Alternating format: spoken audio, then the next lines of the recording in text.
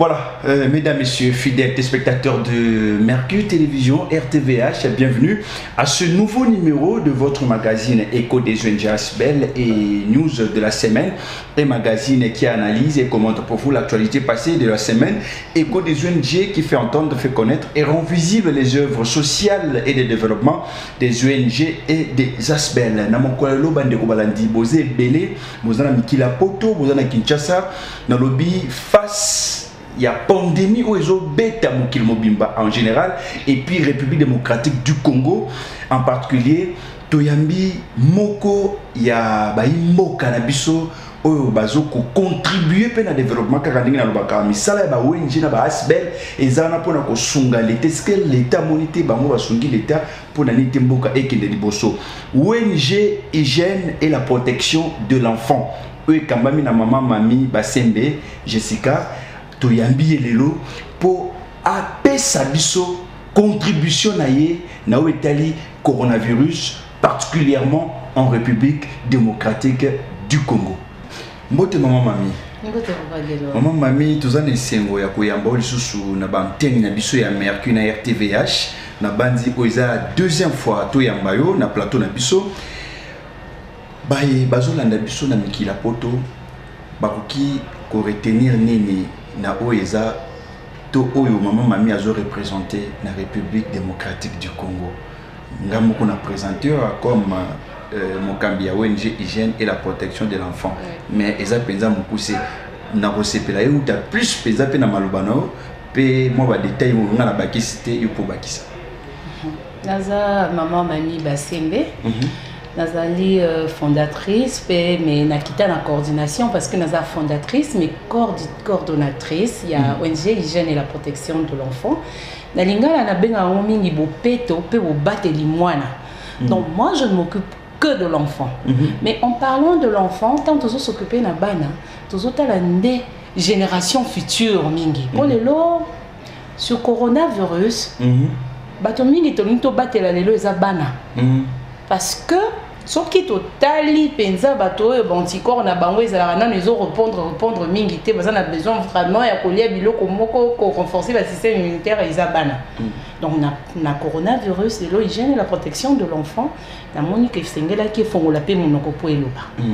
Maman mami bazolanda biso ONG hygiène et la protection de l'enfant ezana mboka na biso depuis combien de temps? En français, en phase de gestation. Parce que en phase de gestation, pour Nanini, pour depuis to botami, petit lélo, non, l'État a bandi ko sunga bisote. Tant en phase de gestation, c'est vrai que tu as réalisé babilo ko belé car na phase na biso de gestation oyo toujours la phase de gestation pour ceux qui ont bien en cas gestation et ça parce que ça ka biso moko depuis to banda qui c'est vrai que tu mets limité nous sommes à 1 année et demie aujourd'hui 1 année et demie près de 2 ans parce que ceux qui ont lobby 1 année et demie ou 2 ans ezali parce que pour nanga na kolobana to bandi penza musala na biso te sengeli to sala parce que pour to banda réellement musala na biso il faut l'état pe ata la biso. Exactement. Maman mami il faut l'état ata la bino penza et sengeli kolobe te mission oyo penza ya makasi oyo zanango ya ko soutenir tout ya ko sungana no bana ndingo tukoloba na moment oyo bato belé bazo protéger kaka ba mikolo po balobi onote bana mike na coronavirus obeta mboka mokili mobimba. On voit que les adultes et pourtant les enfants ndingo tukoloba il faut pas la protéger pour bango ba système immunitaire za penana na makasité. Maman mami ba difficulté za makasi lolenge soki na landio to soki na comprendre bien l'état congolais abora misoupe na ONG hygiène et protection de l'enfant si je ne me trompe pas. Papa yalo. Ce qui n'a le mingi que l'état congolais fait pour ka misu na ONG hygiène et la protection de l'enfant. Et ça parce que l'élo, c'est vrai nous avons un produit. Et ça ONG était kanga maboko. Et quand qui na recherche en sciences de la santé. Donc tout ça là qui va recherche ONG Lelo est un produit nango et permettra à ce que l'État a analysé parce que yende nganga ya boyebi ayeba kotala o produit ONG sali ezana nini parce que la mboka mususu tozolo ba lelo pandémie ya lelo leçon to tirer nango il a kisi que lelo il faut totala nini toza nango na kati ya mboka na biso to bana ko matisa yango po lelo mikili tout ekangi ba frontière qui si lelo bolobe foot et pas ba intel pe bazana besoin ba kisi na bango siko tamba bando bimisa bino quantité moko ezo senga biso toza na surpopulation biso toza na population munene makasi exactement mais lelo koyoka il y a des chercheurs oyo koyoka kaka non ngana ko bimisa loko boye mais nazaka autorisé te na kosala boye non au lieu de ne pas seulement autoriser ils n'ont pas la licence au lieu de ne pas seulement autoriser l'État peut accompagner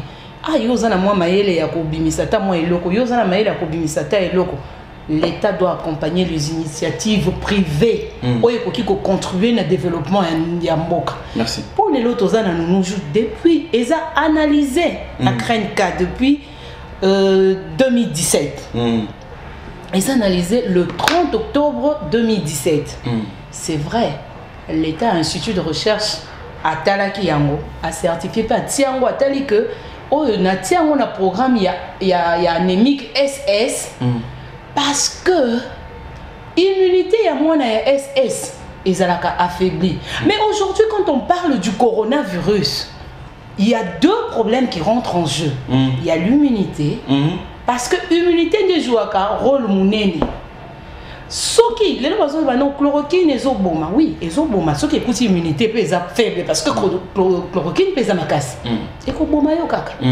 mutu musuko ki corona ezuyo passa le même traitement basala ki mutu abika ki miyo bikite poani immunité na yo eza très affaibli maman mami et supporter même pas qu'ici maman mami tolingi tokota ndenge to koti déjà na mozindo ya maman na likambo oyo penza lelo ozana plateau awa spécialement sur demande ya ba téléspectateurs éco des ONG Asbel auto yamba yo awa une fois tolobela jinunu nunu jioyo po ezana pour renforcer le système immunitaire ndenge otoleba bande ko balandi RTVH na Mercure Télévision topé ba chaîne YouTube topé ba chaîne ba paya maman mami basembe aza moko yo zamba pesi mayele ya kosala jus oyo ezoko renforcer système immunitaire bakonzi bazolanda biso lelo ekomi ba scientifique oyo bazapena ba solution pour na kotia de côté coronavirus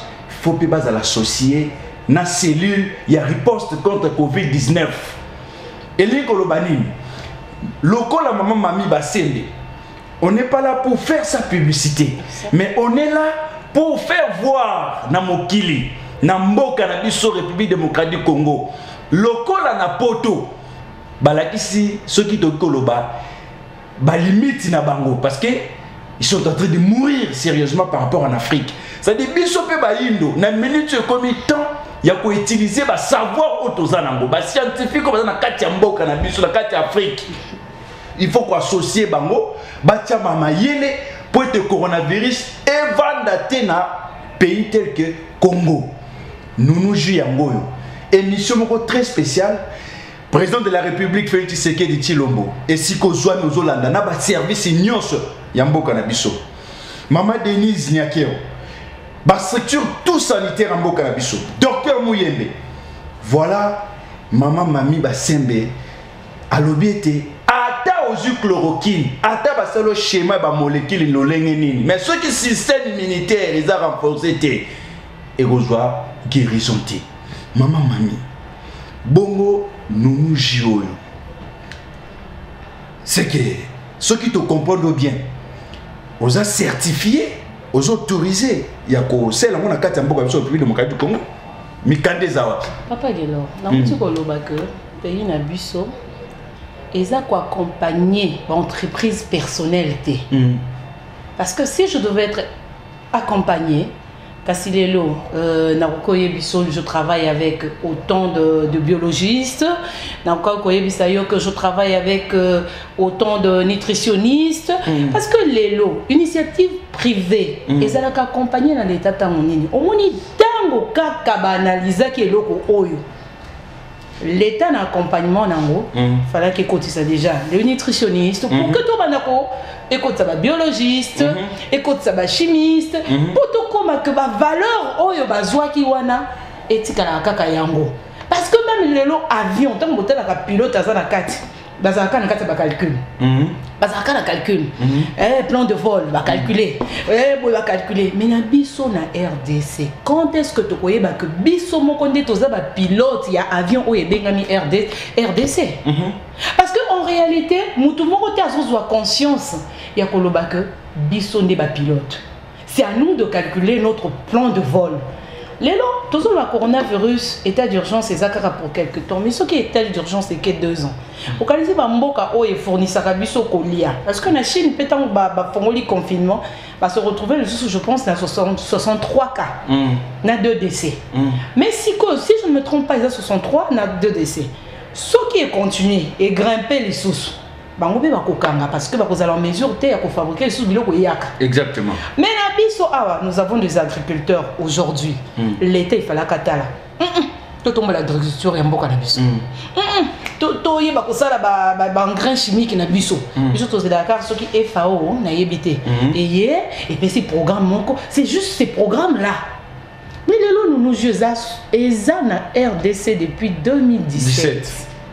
Certifié. Na fruit à la recherche privée. Donc NASA chercheuse, il y a un sujet de recherche, de l'eau et Zwingaï, na na bango pour analyser et l'eau pour qui ko analyser.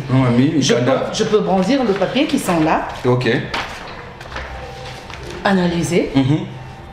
Jusqu'à ce que c'est une collaboration analysée en 2017, mais collaboration le 34 2018 pour que Nazala de l'eau placée Nazala un point de vente dans ma banga. Mais depuis 2017 le coronavirus est au biso. Ce qui réellement tolinga ki mboka na biso nyonso. Kasi lelo to sabino kasi maman mamika ka te muto azofana na plateau pour le bela nounou. Voilà. Kasi ba scientifique peut-être kasi le même docteur Mouyembe Morunda zo lobela yango. Exactement. Mais depuis 2017 Bokondima c'est juste la pauvre dame elle-même qui passe, c'est elle-même qui continue à en fabriquer. Et jusque là même rapport officiel et bima kakate alors que ça continue à être consommé. Il y a des blocages de gauche à droite. Mais à Brazzaville, chose drôle. Voilà. Na Brazzaville. Voilà. Tokenai kotika don il y a ba bouteille. Na centre national il y a prise en charge de drépanocytose. Au bout de 2 mois, tozoaki compte rendu. Na Congo Brazzaville. Au bout de 2 mois, tozoaki compte rendu. Ce n'est qu'à partir du compte rendu que nous avons signé la collaboration. Oh là là. Au Congo d'en face. Au Congo d'en face, tu as signé collaboration. Nous est vendu à la pharmacie de l'hôpital. Le logo tu vas dans le programme des problèmes parce que ravitaillement est zaté. Parce que la frontière est zéro. Donc nous déjà dans la carte du programme wana et qu'on a pas mingi pour bakota na nous alors que nous jouons de l'eau ezali na koloba et community et sa réalité. Il faut ezala na ba programme il y a ba maladie nyonso. Même ba personnel soignant aujourd'hui. Nous je le connais là on peut le elengi. Il y a un plateau tozo melango. Quelque chose là. Personnel soignant na kati ya kota na ye chaque tongo avant qu'il ne ko soigner à renforcer le système parce que bangonde baza penza na kati na front na baza na front. Le président dira que nous sommes en guerre. Oui, coronavirus c'est la guerre. Est-ce que tu as pour préparer la munition? Est-ce que guerre est allée? Mais il faut que il faut anti-balles, il faut mais anti-balles les système immunitaire est à la renforcer et personne n'en parle. On veut parler des grands hommes, mais essayez de parler des petits hommes, des petites femmes que nous sommes. Nous avons fait de recherches, certes, les qui recherchent Nabiso Moko, mais que l'État nous accompagne pour sauver plus de vies. Tu le que il y a un antivirus, mais il y a un qui contribue même à la guérison rapide. Voilà. Il y a pas malade. Bandeko Bozolanda, Bomoni, Maman Laximi Kanda. S'il vous plaît, Maman. Maman Laximi Kanda, Tomonia wa résultat général, il y a énergie atomique. Awa, bah confirmé, Maman, bah certifié, Maman. Donc, tout le monde a document yango. Mais chose grave, si les lots et lokola mboka na biso tolobaka ba société privée ba accompagnera bangote, c'est difficile pour Nabango. Et puis le Congo a des chercheurs. Congo ils en a des chercheurs. Congo ils en a des mayeli. Coronavirus, oh le souhait de va décès quelques cas et Coco maintenant parce qu'il y a des hommes et des femmes intelligents dans ce pays qui peuvent facilement contribuer pour éradiquer la pandémie. Bolandi maman lobini. Jus, nounou jus, et ça on a été comme antivirus. Non. Mais et ça on a pour contribuer à renforcer le système immunitaire.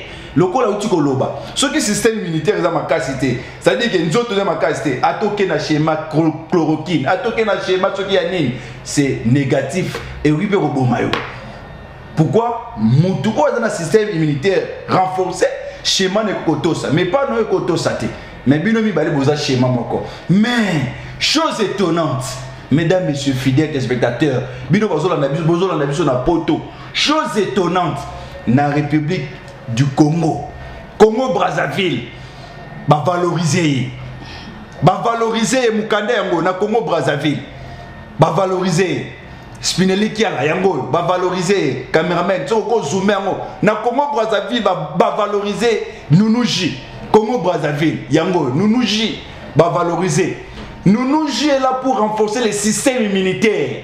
Ce n'est pas un antivirus. Il y a Covid-19. Mais ça pour renforcer le système immunitaire. Preuve à l'appui, les documents sont là. Les documents sont là. Nos autorités du pays. Pourquoi vous êtes aussi si méchantes? Je vous adresse à travers cette émission. Yo mutozu libaku ya rolanda na YouTube, na ba chaîne abiso. Voilà. Na Congo Brazzaville. Valorisez. Mais na mboka na biso tilelo mukande yango. Tilelo. Voilà les gens qu'il faut associer même. Dans la cellule, il y a riposte contre le coronavirus. D'autres scientifiques sont importants, d'autres chercheurs sont importants qu'il faut associer l'équipe Wana. Wana on appelle Simaïle, le but de mon qui docteur Vangoulou Tete. Voilà le lot aux maman, oh ya mémé, ils ont renforcé le système immunitaire depuis 2017. Na Congo Brazzaville, valorisé. Un petit témoignage Bandeko Balandi. Ngai Moko. Une fois na yambaye, vertige, malaria, fièvre. Mais na malaria fièvre ici là, malaria ici là. Tout le monde se souvient vraiment. Maman, mamie, j'aimerais à ce que vous puissiez dire un message pour les scientifiques au Bazolanda Bisso, tous les chercheurs en français, pour tous ceux qui ont lingala, pour tous ceux qui ont souka. Votre contribution. Ou comment faire pour fuir le Covid-19 en République démocratique du Congo, puisqu'on parle de Nounouchi?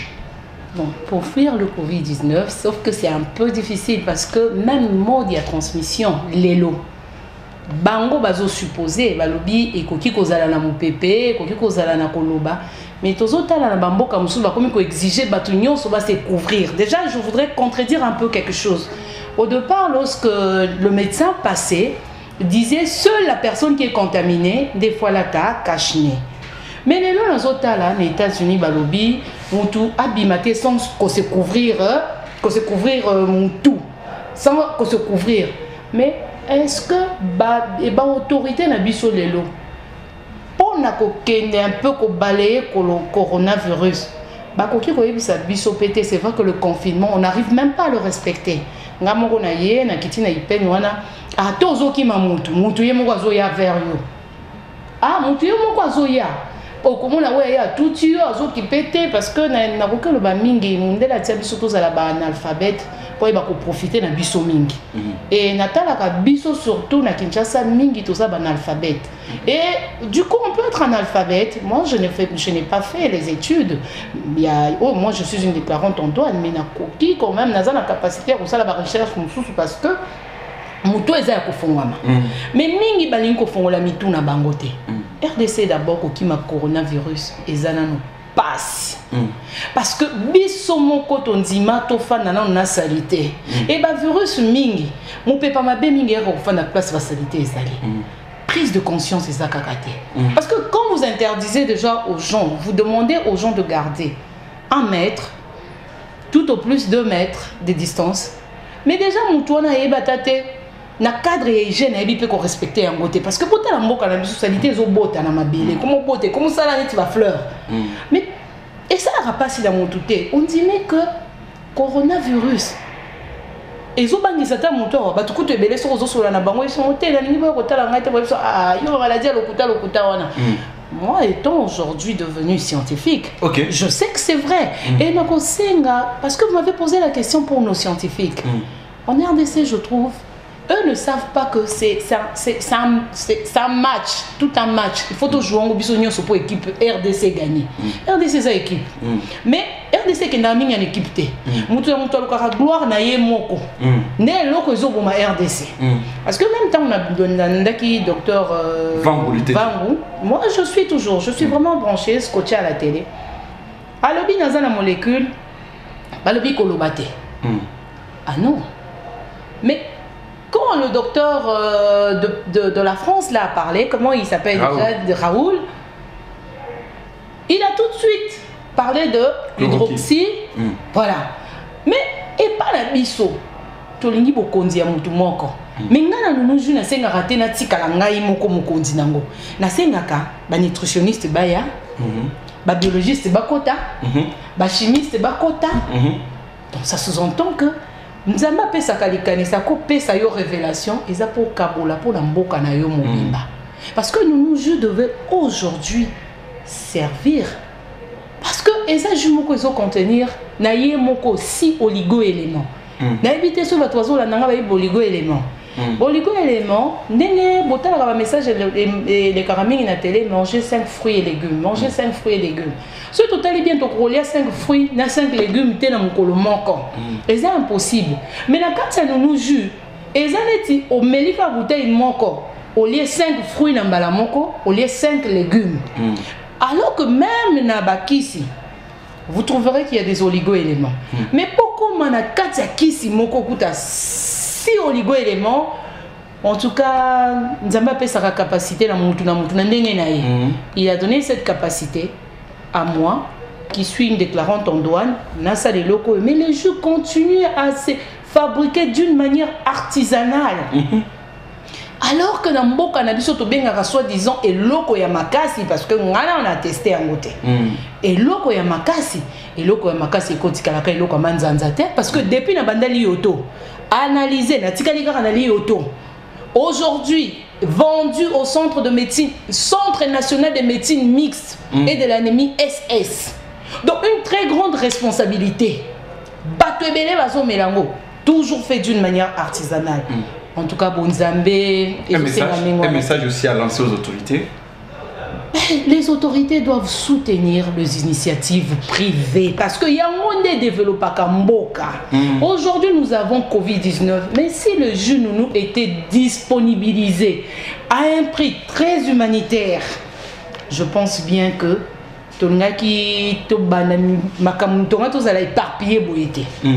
c'est ça. Bon, voilà, maman, mamie Basembe, Jessica. Tous appels bosso na biso baji bandeko balandi bozo landa biso na Mikila Poto à travers chaîne YouTube Galor TV officiel, Mercure, RTVH, chaîne YouTube Likondi landami pe landami na Mikila Poto de partout jiangoyo eza ya kobombate et nous jus bozomona yangoyo ezo bombate mais au contraire ça renforce le système immunitaire. Mon mamie, qu'on partage pour bande couper pas mon non. Voilà, la toute première fois que yamba, maman mamie Basembe na plateau kaka ao. J'étais sérieusement malade, mais na boye koye bisai. Ils ont na mois de décembre. C'était le 31 décembre, non, le 30 décembre. Le lenge kaka na uteko lobana bino ju oyo esungangai pour la toute première fois na yamba maman mami Basembe eza histoire fausseté. C'était le 30 décembre 2019 na plateau ao. Donc si je ne me trompe pas 2 jours avant Tokotane, donc 2 jours avant fin de l'année. J'étais malade sérieusement, mais puisque Nzamba na yambaye na plateau, qu'aussi ces émissions na mélange oil. Et si ça m'a malaria, si ça m'a fièvre, na transpira au saranate, j'étais guéri. Et puis ça appétit. Pour na bailler, bazan na appétit. Voilà le jus. D'où cette émission ici, en tant que journaliste professionnel, j'en appelle à la conscience de nos autorités. Comment dans le cannabis, on a des scientifiques, on a des chercheurs qui sont négligés. Et dans le pays en face, Congo, Brazzaville, Mukanda, on valorisé.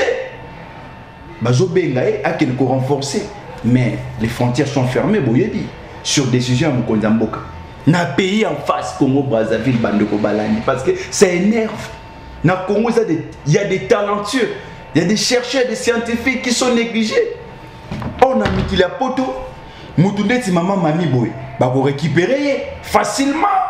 L'homme blanc va l'équiper matériellement, techniquement, logistiquement. Ah, Congo, ils ont marami. Mokonzambo a fait Tshisekedi. Yoruba qui a né aux années de l'action. Vous pouvez aussi faire une action avec cette ONG très organisée. Hygiène et la protection de l'enfant, qui est conduite par Moko Yabaye Ozo Kamba. Moko Yaba compatriote Nayo Mami Basembi. Jiamwana Nouji. Ministre de la Santé. Docteur Oyinounou. Docteur Eteni, je m'excuse. Ministre de la Santé. Docteur Mouyembe. Ce n'est pas un antivirus, mais ça accompagne. Hein? Pour être coronavirus, topi ba maladie, nous sommes là, épidémie. On ne fait pas la publicité de nos jus, mais on parle de la réalité. Parce que notre mission aussi, c'est de dire ou de donner les vraies informations. Mais bien information, le cas kanenga zaboué. Pour les canabas chaînes autres, on a tenté de faire foutre ta chère à rouler ganengeni. Mais maillé les arbres. Pour qu'il n'ait un chaîne nationale. Au tantôt $320, tantôt 400. Hier, on a nos bundanan pour soutenir les orphelins. La mission d'Ambapé Saï. Alors, sous 400, les gars, la chaîne nationale. Voilà la chaîne nationale Moutoubogo Yamba. Pour contribuer, nous avons réussi. Il y a pandémie, ils ont bêté dans le Congo. Pour le bien, ceux qui continuent à ma casse, pour aucune mesure d'hygiène congolais à respecter. Alors, confinement, pas besoin, ça s'est fait. On a dit 4 jours, après 6 jours, il y a provision. Mais il y a eu sérieux problème. Full déjà, il y a provision. Ceux qui sont malades, ils paient ça. Tu es évité. Mon mamie, Lilo Basuka, Ezanini, par rapport à la journée, aux émissions, qui sont basées dans le coronavirus, au talisman d'importance, il y a eu Lobanini, on a tout peut-être, ils ont un message.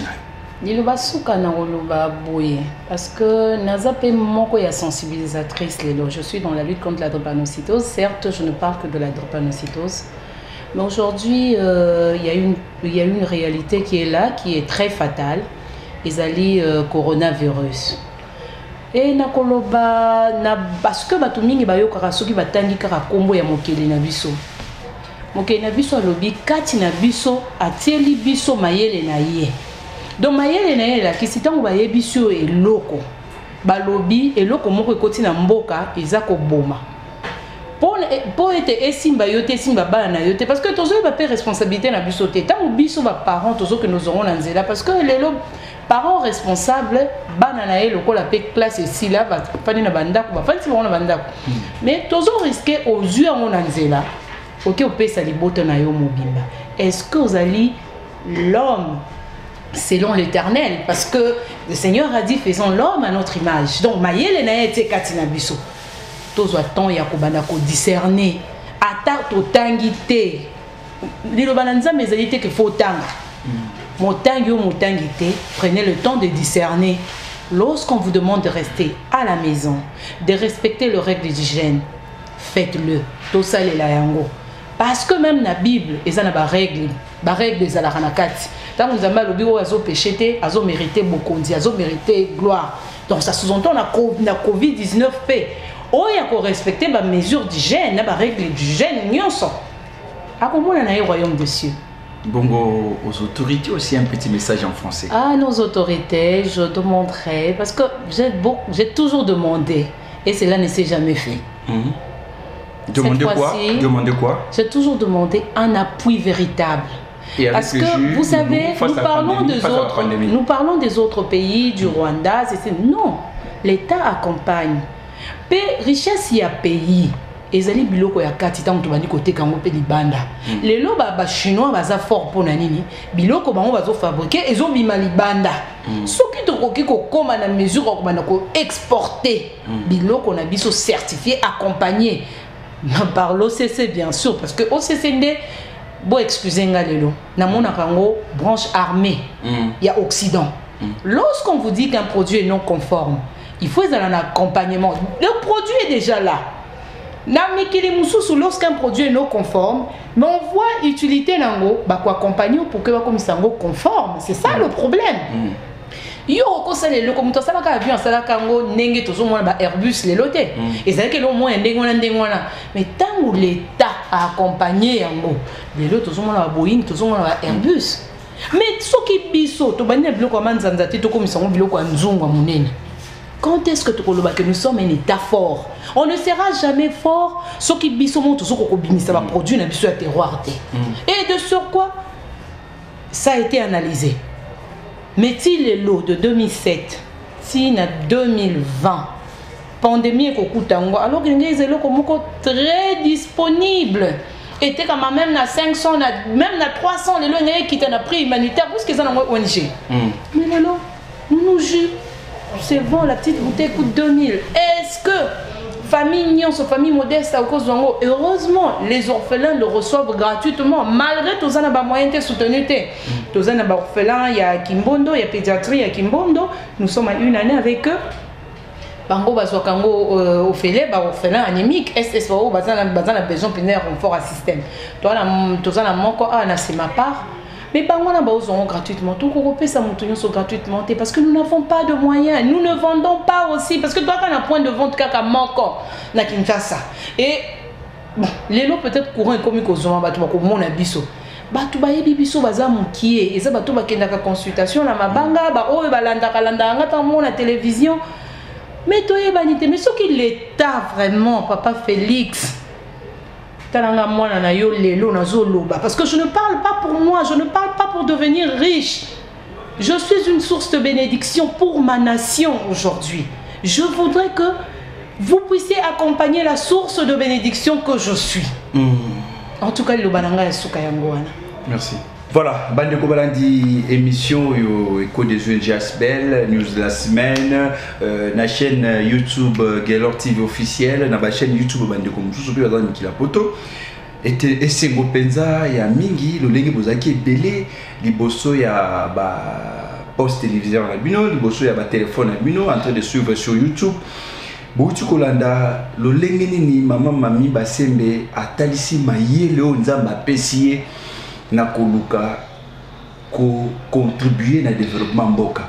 Azamu kambi ya ONG hygiène et la protection de l'enfant. C'est une ONG très bien organisée, très structurée, mais qui n'a pas de moyens financiers ni les moyens matériels. D'où l'appel a été lancé par les autorités du pays d'accompagner aussi les sociétés privées, d'accompagner aussi même les ONG, les Asbel, parce que les ONG Asbel contribuent aussi au développement de notre pays. D'où la période très critique, la situation que traverse notre pays, la République démocratique du Congo, la pandémie du Covid-19, voilà qu'une solution au pays meilleure, au pays qu'on appliquer, et ça comme antivirus, non. C'est juste pour contribuer aussi à éradiquer ou ce qui peut pandémie et les joyaux mais koti ya mona kati pandémie des joyaux le jus nounou jus c'est juste pour renforcer le système immunitaire bolange le lenga lobby ce qui atabatio schéma chloroquine mais ce qui système immunitaire na yo za makasité schéma on est simbati yangona même na basi zéni pendant cette période faut pas la protéger. Voilà comment il faut être protégé avec les jus nounou jus yango yo basi zéni Et les petits-enfants, les petits-enfants aussi sont trop fragiles. Voilà Jiango. Nous Jiango. Hein? Oyo. Ils ont protégé Bandeko Balandese à Kobomate parce que Ngambo Loleng n'a pas témoigné, ça m'a traité. Et ça, les sangai, Basiazine. Alors, na Kinshasa, point de vente, et dans le centre Mabanga, na Yolo Sud. Point de vente dans le centre Mabanga, na Yolo Sud. Contact 082 52 98 807. 082 52 98 807. Topé Bawiko Benga na 082 53 29 321. 082 53 29 321. Voilà, Namboka Nabiso. On a aussi besoin de scientifiques qu'il faut associer na cellule et à riposte contre le coronavirus. Nounouji, c'est pour renforcer le système immunitaire. Maman Mami Basembe. Na Congo na biso banda ba PC Nikanda ti le suite exact ba certifié mais na Congo d'en face c'est PC valeur et valorisé azo travailler na présence de la République ya Congo d'en face mukanda yango mais na mboka na biso le chef de l'État Félix Antoine Tshisekedi voilà badine fils il faut soutenir na badine fille il faut soutenir Namboka. Tout le monde docteur va mouloutete. Il n'y a pas de molécule. Mais ils ont renforcé le système immunitaire. Pour attendre le chloroquine, attendre le kinine. Mais ce qui le système immunitaire a renforcé, c'est nul. Donc il faut que nos systèmes immunitaires soient renforcés. Maman Denise Nyakio, Maman Liv Lembe, Bozé Belé, Osengeli, Bolande Mission. Naïvi que Bozo Landango na Nikila Poto à travers YouTube. Félix Antoine Tshisekedi, année de l'action, chef de l'État. Peuple congolais olé là. Ce qui coronavirus c'est où mêler à Toroko, faut voir soso. Mais faut to mi battre là. Faut voir nous autres on a besoin de déjà ba arme. Voilà arme yango. Basia Zeni, Banamiki et monsieur Komina Souka. Les bonnes choses de dire pas pour ceux qui to vandiawa, to repère de mamsous. Voilà, vous avez plaisir belé, hein? Annabelle, caméra woman. Tout le monde y a la émission. Spinelli qui est là derrière la caméra. Vous avez dit belé émission na Mikila Poto, Marche Munga à la émission na bandi et na contenu pas au salam sala, côté na Mikila Poto à repartager à côté na peine à battre tout bazar baï politique. Pourquoi pas parce que ton ligne était coronavirus c'est va na mboka parce que système hygiène na mboka na biso et ko permettre de te recouvrir ba soso. Il faut déjà se protéger. Pour renforcer le système immunitaire. Maman Mami Basembe Jessica Azamoko Nzamba PC Boki Alobinini Azana mission Nzamba PC. Elle est une source de bénédiction pour le Congo. D'où le chef de l'État faut ceux qui moins cause à mon Nzambo qu'on a vu service balandi mission. Voilà. À travers les numéros Toto PC 82 082 52 98 807 082 encore 53 29 321. Contactez-nous par ces numéros là et puis bon contact na maman Mami Basembe. Pourquoi pas parce que coronavirus il faut pas y oublier un bon carabiso. Merci et à la prochaine.